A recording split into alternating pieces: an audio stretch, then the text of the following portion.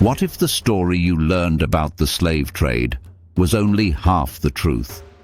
What if Africa wasn't just a victim, but a battlefield of betrayal, power, kings, and secret deals hidden for centuries?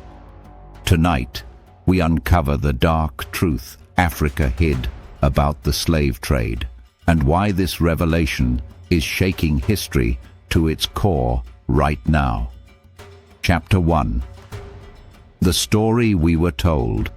Most of us grew up hearing a simple narrative. Europeans came to Africa, captured people, and shipped them across the ocean. A tragic story, yes, but far from complete. What the textbooks never explained is how deeply African kingdoms were intertwined in the machinery of the slave trade. This hidden layer of involvement has been softened, rewritten, or ignored entirely, creating a narrative that protects modern national pride at the cost of historical accuracy. For centuries, classrooms taught that Africans were passive victims.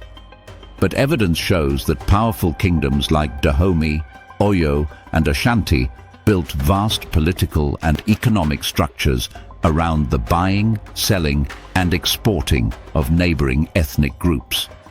These kingdoms saw slavery not as an invasion, but as business, power consolidation, and warfare strategy. Understanding this doesn't erase European brutality, but it exposes the internal complexities that shaped the trade's foundation. African leaders, merchants, and warriors captured rivals, debtors, prisoners of war, and entire villages. These captives became currency, traded for guns, gunpowder, textiles, alcohol, and European luxuries that reshaped African political landscapes. As Europe demanded more bodies, African rulers expanded their raids, wars, and territories. And as the system grew, so did the silence surrounding how it truly operated. This chapter isn't about blame. It's about truth. Reclaiming the full story gives us power. Because if we only understand half the truth, we only understand half our identity. And tonight, we confront the uncomfortable chapter history tried to hide. Chapter 2. Kingdoms built on captives. Before European ships arrived in West Africa, many African societies practiced forms of servitude, but not the racialized chattel slavery Europe later imposed. However, as demand increased, African kingdoms transformed older practices into massive export industries. Entire economies were built on capturing and selling human beings to foreign traders. The Kingdom of Dahomey, for example, became one of the most feared military powers in West Africa. Its Amazons, elite female warriors, conducted raids that captured thousands. Each raid filled the kingdom's coffers and strengthened its military dominance. Dahomey's kings proudly negotiated prices with European traders and even controlled the coastal ports that regulated slave exportation. In the Ashanti Empire, rulers waged long wars to secure captives. These prisoners were marched hundreds of miles through the forest, chained together, and sold at coastal markets. The Ashanti royal treasury grew, funded by the suffering of neighboring ethnic groups. The more captives they provided, the more weapons flowed into their empire. The Oyo Empire relied heavily on cavalry raids. Towns along its borders lived in constant fear of nighttime attacks. Captives were separated from their families, branded, and then sold off. For these kingdoms, the slave trade was not an outside force. It was the financial backbone of their expansion. Yet as time passed, these realities faded from collective memory, replaced by narratives that protected national pride and simplified guilt. But the truth remained. Africa's internal systems helped sustain one of the darkest chapters in human history. Chapter 3. Europeans couldn't do it alone. There is a myth that Europeans marched inland and captured millions of Africans by force. The truth? They couldn't, at least not on their own. Africa's geography, climate, military strength, and disease environment made inland operations nearly impossible for Europeans. They needed African allies, chiefs, kings, merchants, and middlemen. European slave ships waited offshore or near coastal fortresses. African intermediaries brought the captives. Sometimes kingdoms negotiated prices. Other times rival ethnic groups competed to sell captives first, turning human lives into bargaining chips. Without this cooperation, the transatlantic slave trade would have collapsed. African merchants knew the terrain, the politics, and the languages. They controlled supply lines, transport routes, and coastal access points. Europeans offered goods. African elites provided the labor. This partnership, not brute force, created the largest forced migration in human history. This doesn't absolve Europe. Their demand, cruelty, and industrial-scale shipping system were monstrous. But it does reveal a truth many still don't know. The slave trade required African involvement to function at all. Chapter 4. Internal Betrayals and Hidden Motives. As the trade grew, African communities fractured from within. Some leaders protected their people, others sold them. Some villages resisted violently, others made deals for survival. This period became one of the most painful eras of betrayal in African history. Rival kingdoms weaponized the slave trade, using European alliances to defeat enemies. Families betrayed one another under pressure. Some chiefs sold criminals from their own communities. Others sold innocent villagers to pay debts or avoid war. This was the era where morality crumbled. The survival of a king sometimes meant the destruction of a village, and the weapons traded in exchange for captives fueled new wars, making the cycle endless. When the demand increased, even communities once considered safe fell victim to raids.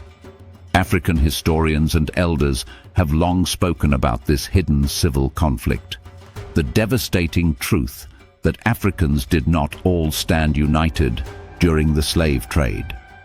It was a time when power overshadowed brotherhood and fear overshadowed loyalty. Understanding this internal divide reveals not weakness, but the painful complexity of human nature under geopolitical pressure. Chapter 5. The Middle Passage, ANAMP. African witnesses. We often hear about the Middle Passage from the perspective of Europeans and enslaved Africans. But African coastal elites witnessed the horrors firsthand. They saw the ships, the chains, the sickness, the screaming, and the brutality. Some were horrified. Others turned away. Captives were marched to coastal forts, shackled in darkness, waiting for ships.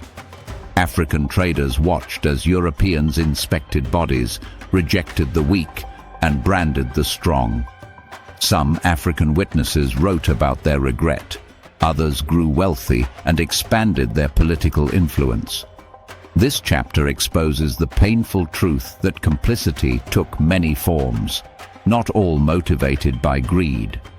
Some communities feared being enslaved themselves and entered trade agreements to avoid destruction. Others believed Europeans would eventually leave and life would return to normal. None foresaw the centuries of racial ideology, colonization, and global inequality that would follow. Family, if you're still watching, it means you value truth, real truth. Please help us reach 5,000 subscribers so we can continue exposing hidden history. Chapter 6. When Africa tried to stop the trade. As the destruction spread, some African leaders began to regret their participation. They saw communities disappearing, wars increasing, and European influence growing dangerously strong. By the late 1700s, several kingdoms attempted to restrict or ban the trade, but the momentum was already too large. Kings who opposed the trade were often overthrown, assassinated, or weakened by rival states that continued selling captives. European traders favored kingdoms that kept the supply flowing, undermining those who resisted. Even when some rulers tried diplomacy or negotiations, the pressure from both sides, European demand and African rivalries, made abolition nearly impossible. This era shows that Africa was not unified in its decisions. Morality clashed with survival. Regret clashed with political fear. It was a chaotic battlefield of conscience. Chapter 7. Colonization, the final blow. When Europeans eventually abolished the slave trade, Africa expected relief. Instead, Europe invaded. The same nations that once begged African rulers for captives now sliced the continent into colonies, stealing land, resources, and labor on an even larger scale. Many African kingdoms that had relied on the trade collapsed economically once it ended. Power structures shifted, and European armies exploited the chaos to take control. Colonization was not separate from slavery, it was the next phase. This chapter reveals a disturbing truth. Africa's role in the slave trade became one of the reasons Europe believed the continent could be conquered and controlled. It was a justification, twisted and cruel, that Europe used to dominate Africa for over a century. Chapter 8. Healing, Identity and AMP. The truth we must face. Today, the slave trade is often simplified, sanitized, or manipulated for political narratives. Many countries acknowledge their role, others downplay it for national unity. But healing begins with honesty. The truth is painful, but necessary.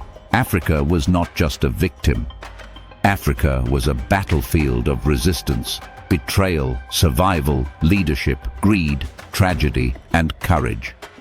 This complexity is what gives African history its depth, its beauty, and its lessons. Understanding this does not weaken Africa. It strengthens it. Because a people who confront their full history, good and bad, are unstoppable. If this documentary opened your eyes, don't leave without supporting the mission. Hit like, subscribe for more hidden truth, and comment, "I want Part 2." Your voice tells YouTube this story matters.